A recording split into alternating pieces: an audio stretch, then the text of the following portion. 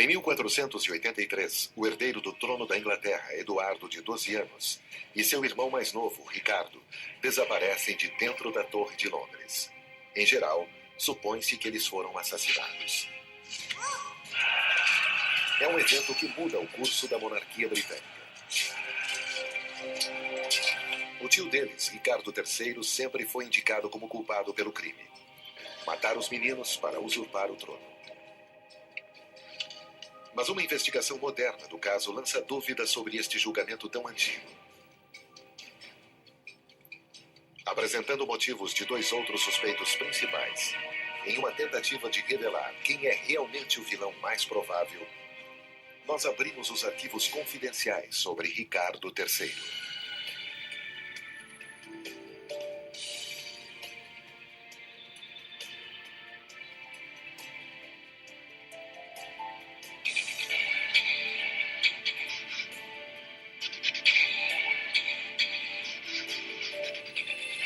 Arquivos confidenciais. Ricardo III. O desaparecimento de dois filhos de Eduardo IV, sucessores de seu trono, é o mistério não resolvido mais infame da história real britânica.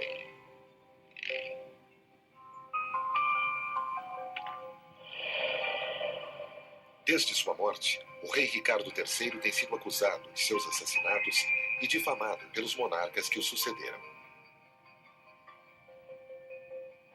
Até William Shakespeare imortaliza Ricardo como um usurpador deformado, apoderando-se da coroa da Inglaterra em meio a um mar de sangue, incluindo o de seus sobrinhos.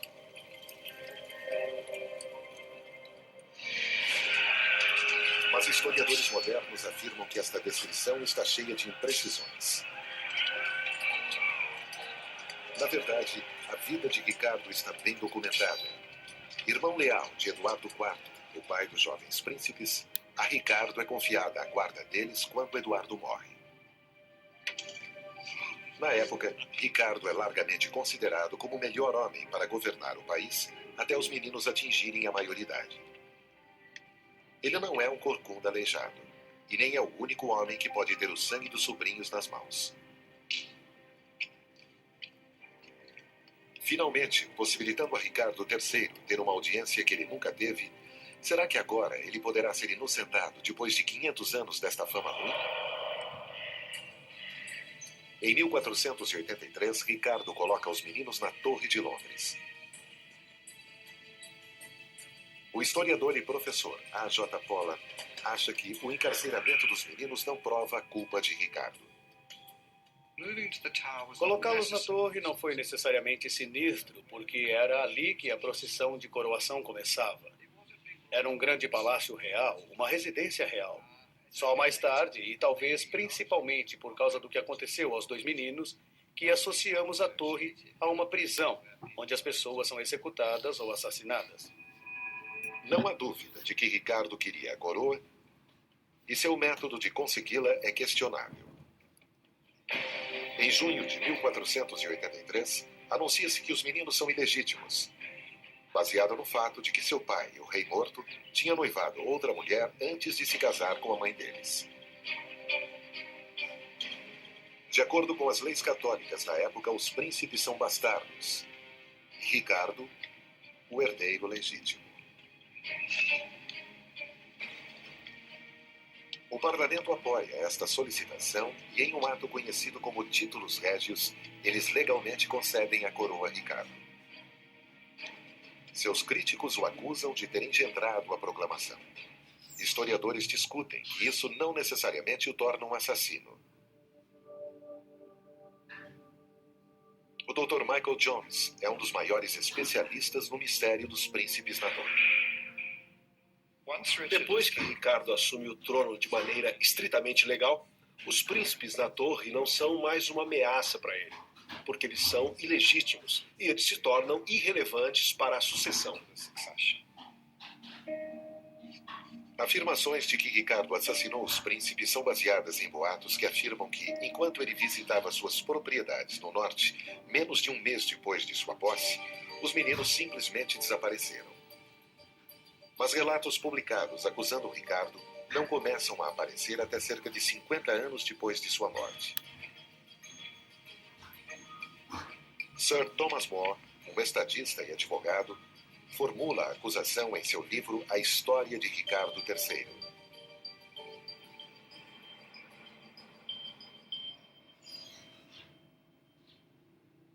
Linda Pigeon é especialista em história real britânica.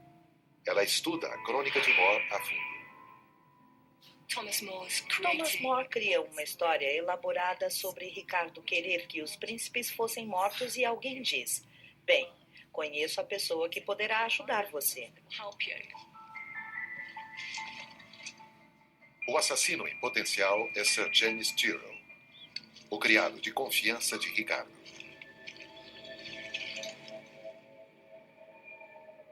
Segundo Thomas More, Tyrrell e 2 de seus ajudantes assassinam os filhos de Eduardo enquanto eles dormem. Este é o enredo que Shakespeare copia mais tarde.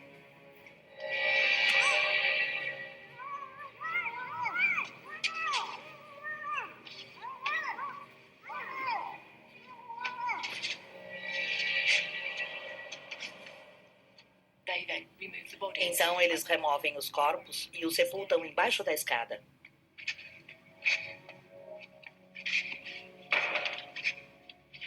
A história de More condena Ricardo.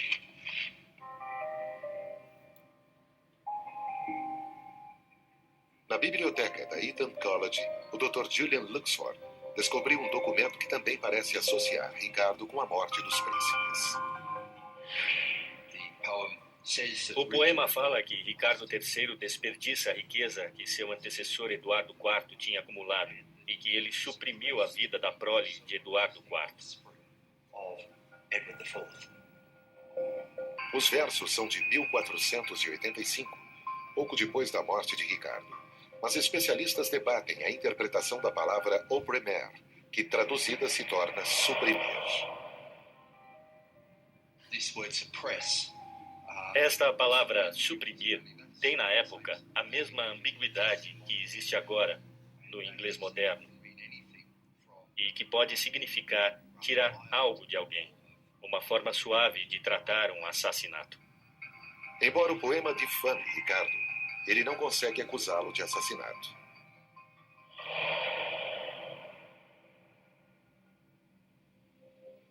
Uma outra pista em defesa de Ricardo III em relação aos assassinatos reais vem de uma descoberta fortuita feita dentro da Torre de Londres. Durante reformas em 1674, operários descobrem 2 esqueletos pequenos. Exatamente como foi relatado na história de Thomas More, eles estavam sepultados embaixo da escada. Hoje, uma placa marca o local onde os restos mortais foram encontrados. Mas historiadores questionam se os ossos são realmente daqueles 2 príncipes reais.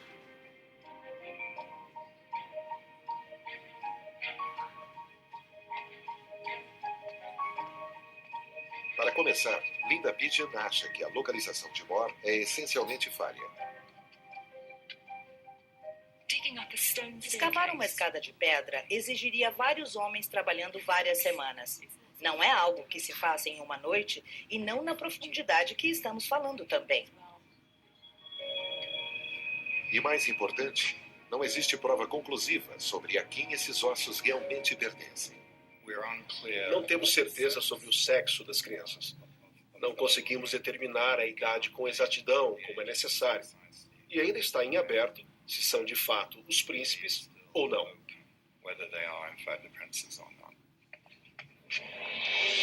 Se os ossos são dos 2 jovens príncipes, isso apoia as alegações de More.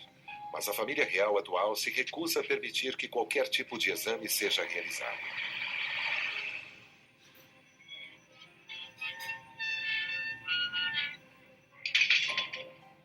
Um trabalho em andamento tenta identificar os esqueletos.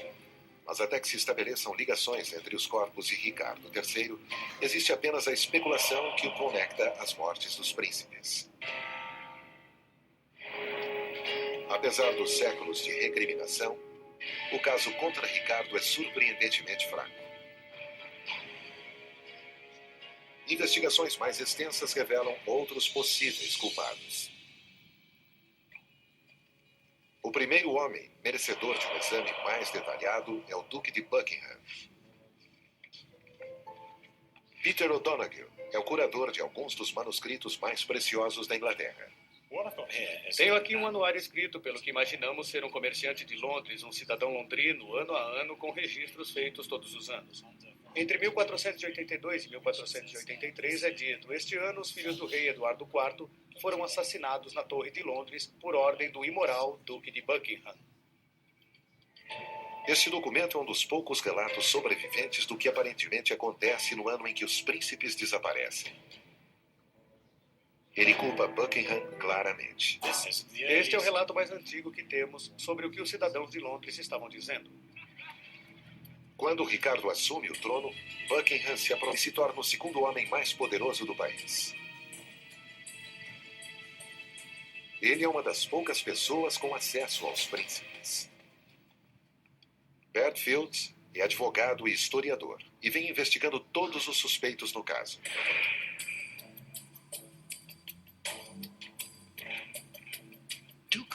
O Duque de Buckingham, que foi o primeiro par do reino do país, era um tipo de sujeito instável e malvado, muito egoísta, e acredito que ele se ressentia de Ricardo ter se tornado rei, porque Buckingham tinha pretensões ao trono também. Como braço direito de Ricardo, Buckingham está sempre ao seu lado. Mas quando Ricardo faz sua primeira visita a Oxford, logo depois de sua coroação, Buckingham não é recrutado como membro do grupo real. Se Buckingham ficou em Londres, chegar aos príncipes seria fácil.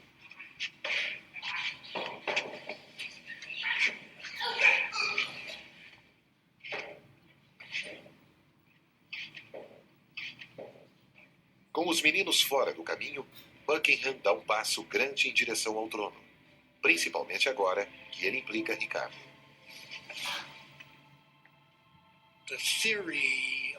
A teoria da culpa de Buckingham seria: ele mata os príncipes, põe a culpa em Ricardo para destruí-lo por ser um assassino. Acho que é uma possibilidade muito realista, dada a personalidade neurótica e instável de Buckingham.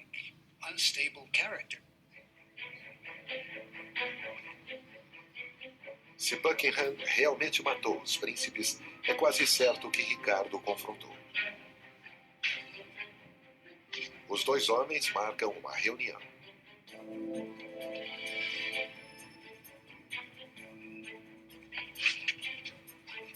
O que é dito é um mistério.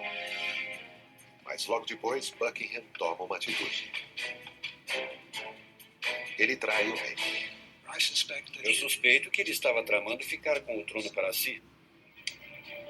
Para Buckingham conseguir depor Ricardo, ele precisa de apoio. Ele se volta então para um homem que os especialistas acreditam ser o outro possível suspeito do assassinato dos príncipes na torre, Henrique Tudor, que mais tarde se tornaria o rei Henrique VII. Henrique tinha uma chance muito remota de assumir o trono. No meu ponto de vista, era uma chance quase nula. Henrique descendia de uma linhagem feminina que tinha sido barrada na sucessão. Ele tinha pouquíssima chance, mas tinha muito poder. Henrique pertence a uma das famílias mais influentes da Inglaterra e consegue recrutar um exército rapidamente. Seu próprio desejo pela coroa é o motivo pelo qual ele patrocina a rebelião de Buckingham. A insurreição não tem êxito. Ricardo ordena a execução de Buckingham.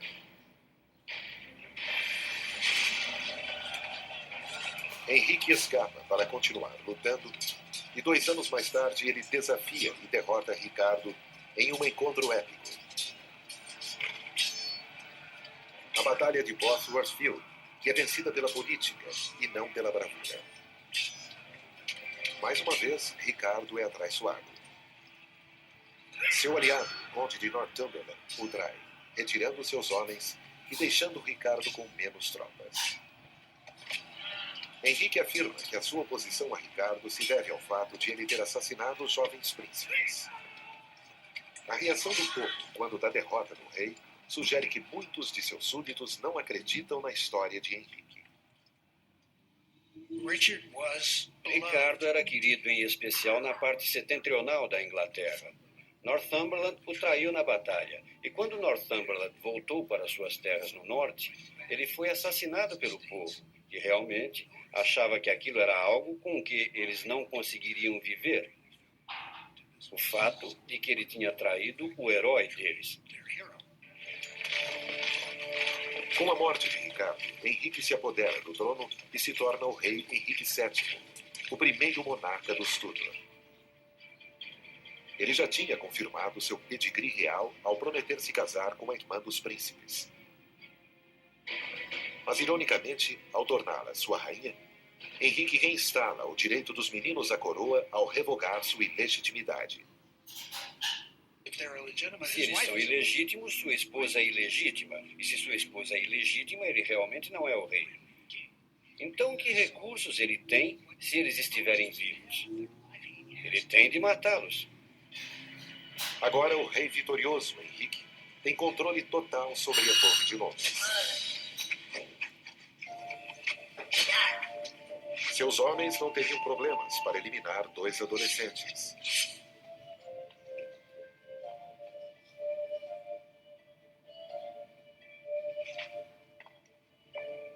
O impiedoso Henrique prende e mata pessoas durante todo o seu reinado. Inclusive o primo de 10 anos dos príncipes, além de membros de sua própria família. E quando ele garante o futuro da dinastia Tudor, ele começa a reescrever sua história destruindo documentos. A primeira coisa que acontece é a supressão do títulos régios. O Titulus Regis é um ato parlamentar que detalha a ilegitimidade dos 2 jovens príncipes e estabelece o direito de Ricardo à coroa. Politicamente, ele tinha de se livrar deste documento inoportuno, porque ele difamava e caluniava a futura rainha.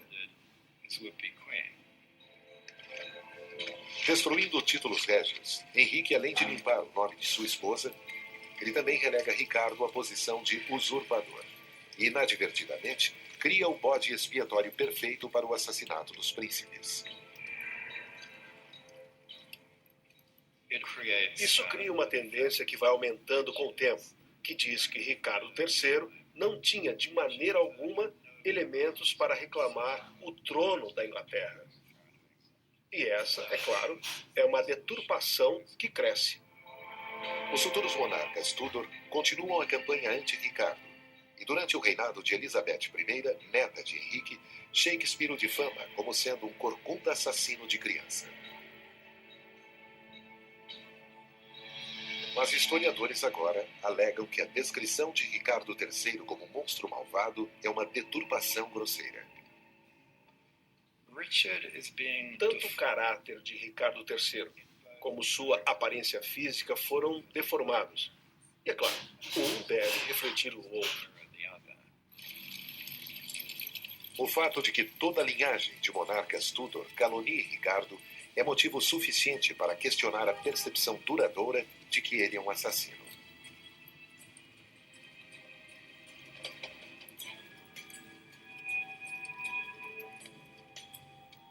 Apesar das afirmações dos Tudors, não existe prova de que Ricardo tivesse matado os meninos.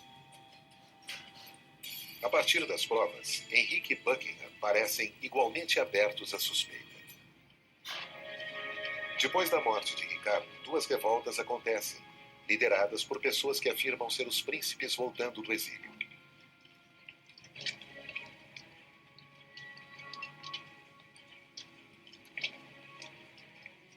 A primeira é conhecida como a Rebelião de Lambert Simnel. Surgem boatos de que os príncipes voltaram. Quando Henrique consegue reprimir a revolta, não há sinal dos meninos. Mas a segunda invasão, 8 anos mais tarde, abala o âmago da monarquia Tudor. Por volta de 1490, temos o surgimento de alguém na corte de Burgundy, que afirma ser o príncipe mais jovem na torre, Ricardo, Duque de York. Richard, Duke of York. Henrique denuncia este homem como sendo um plebeu chamado Perkin Warbeck, e não o príncipe Ricardo. Porém, muitos não acreditam nele. Esse impostor, se é que é impostor, e esta série de tramas e revoltas são fatos verdadeiros. It's the real deal. Perkin Warbeck, ou quem quer que seja, atrai um elenco importante de defensores.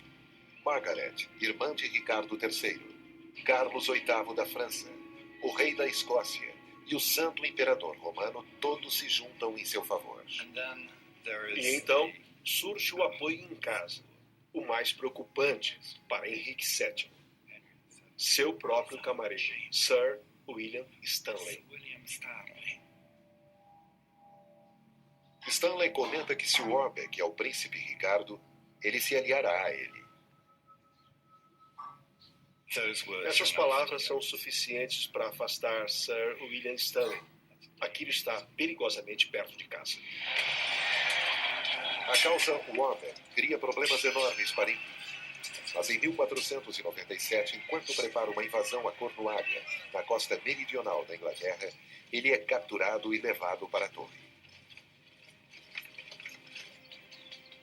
Ele acaba confessando que não é um dos príncipes.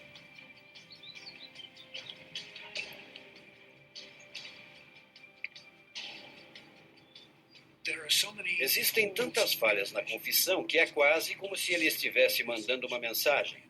Na verdade, não sou Perkin Warbeck, que foi o nome que eles lhe deram. Eu acho que ele estava dizendo, eu sou o jovem príncipe.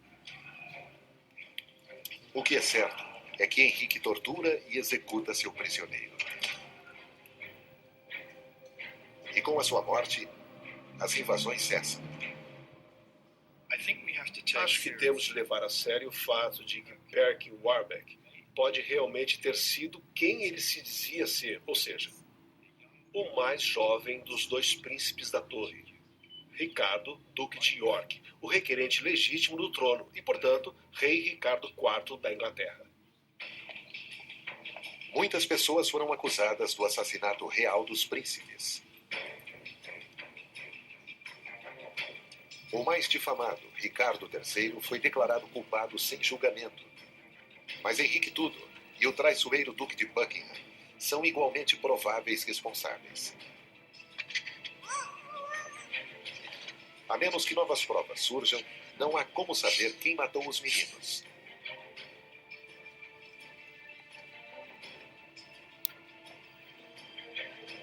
Mas se, assim como alguns especialistas acreditam, os príncipes escaparam e Perkin Warbeck, o jovem Ricardo, volta para reclamar a sua coroa, é Henrique Tudor quem o mata no final das contas.